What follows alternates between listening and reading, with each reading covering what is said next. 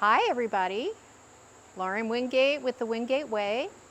I'm an animal communicator, as most of you know, and we're dealing with a horse today named Sage. Sage is an off-the-track thoroughbred.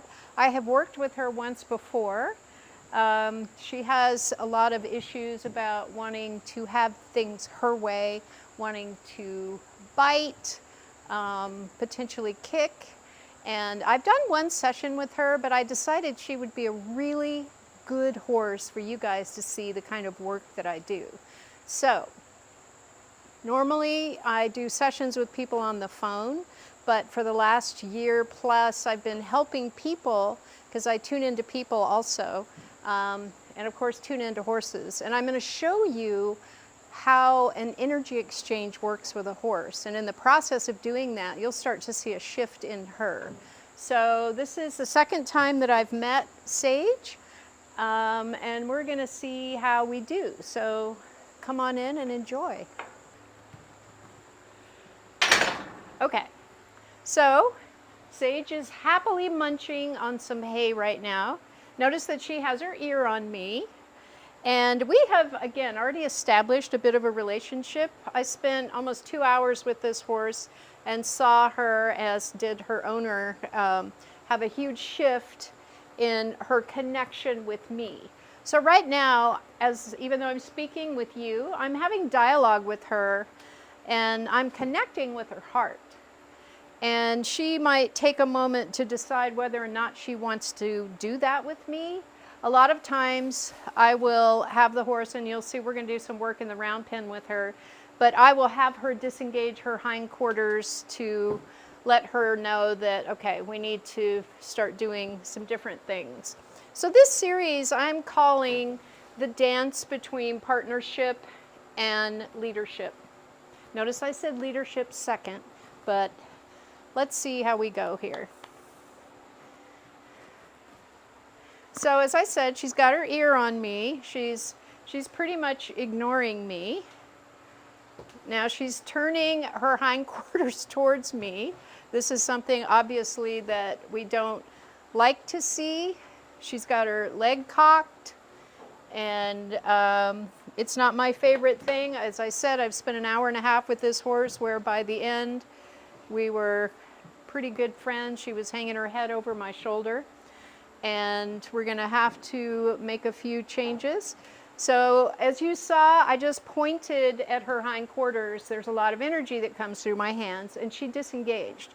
That's what I'm looking for. So the beauty of this is that she processed a lot of information when I first started working with her, but just by her disengaging without me even having to touch her, having her let out like this, go back to eating, and she knows that I am not foe, I am friend. She is constantly checking in and saying, can I trust you? We've kind of gotten beyond that point with her in the positive, but she's just saying, okay, I disengaged my hindquarters as you asked, and now I'm going to go back to doing this. But I am going to try.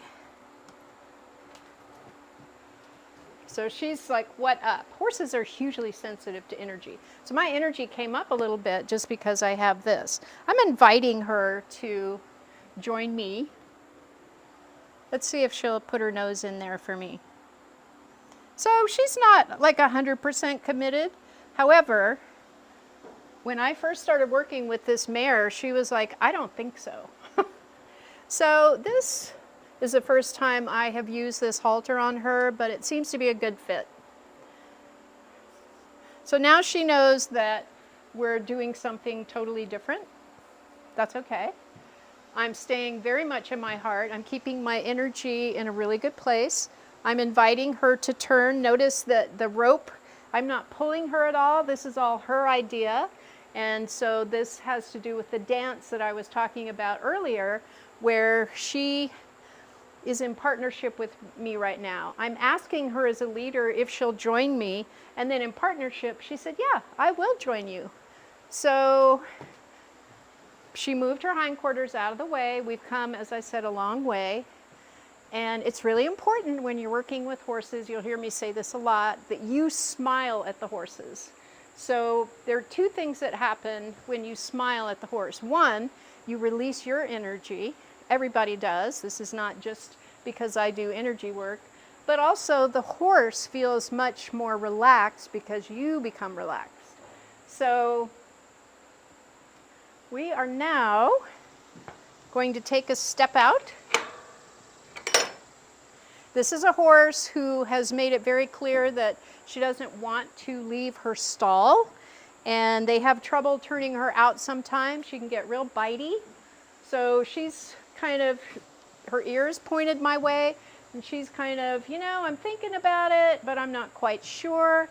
I'm okay with her body language. She's relaxed, her head's lowered. You guys are used to seeing all these signs when you work with a horse. So I'm going to tilt my head and smile and invite her to come with me. So I'm pulling a little bit. Sometimes you have to, that's okay. But if I commit to this, I'm not going to let up. Once you pull, you can't then say, oh, that's okay. Now I did this because I'm talking to you. But the goal, I'm okay if she does that, but the goal is that I am asking for a particular direction. This is a threshold, as we all know. It's a big deal to them because they're in a private world here, and then to come out of this, we enter a totally different world. So we have to be aware that that's how they're looking at it. So once again, I'm going to invite her. She's used to running the show, so having worked with me before, she's aware that I might ask her to stop, and I will. Boop, boop. Now she did. And that's really good for this mare. She has come a very long way. So I'm really pleased with what I'm getting right now. Again, I always like to have looseness in my rope, looseness in my reins. I don't like to clamp down. They are sensitive enough to know that when you start clamping down, they feel it without question. If I clamp down, I'm changing my energy. So I'm very pleased with what I'm getting right now. Now, another thing you can do if you've got a horse that you're having leadership issues with, and I will share with you when I raise my energy up, she knows it, and when I take it down, she knows it. So I'm going to ask her to back up right now, which is not a normal thing. I like to do this. She doesn't want to do it, so again, my rope is loose. I want her to back up. She doesn't want to. Back it up, back it up. She gave me a foot back. I'll take it. What she did just now was really lovely. Even though she stumbled a little bit, I kept the rope nice and loose, and I kept my energy nice and loose. Why? Why do I keep my energy nice and loose? She is reading me at every turn. I'm kind of sort of the lead mare in the herd right now. And so even though that's something she likes to do, if I get a comfort level with her, and again, it's all energy, she'll partner up with me. So here we go.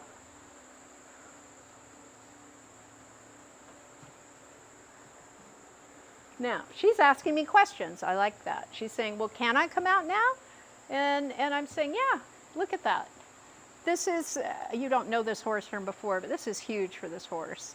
And the owner, who is behind the camera right now, is smiling because she knows that this is not typically the horse that we get. So we're very pleased with this. She's not obviously trying to bite me. She's listening. She's aware of what's going on. Her ears are going all over the place. I'm okay with that. I'm okay with that. Even though her ears look like they're sort of pinned right now, they're really not. She's very relaxed, moving her feet. And she's in kind of a compromised position at the moment because I've got her standing right in the middle of a threshold. That's not always easy for horses. So we're very pleased. So now we're going to cut away to working with her as we start to walk out to the round pen where we're going to do some really cool work with her. Stay tuned.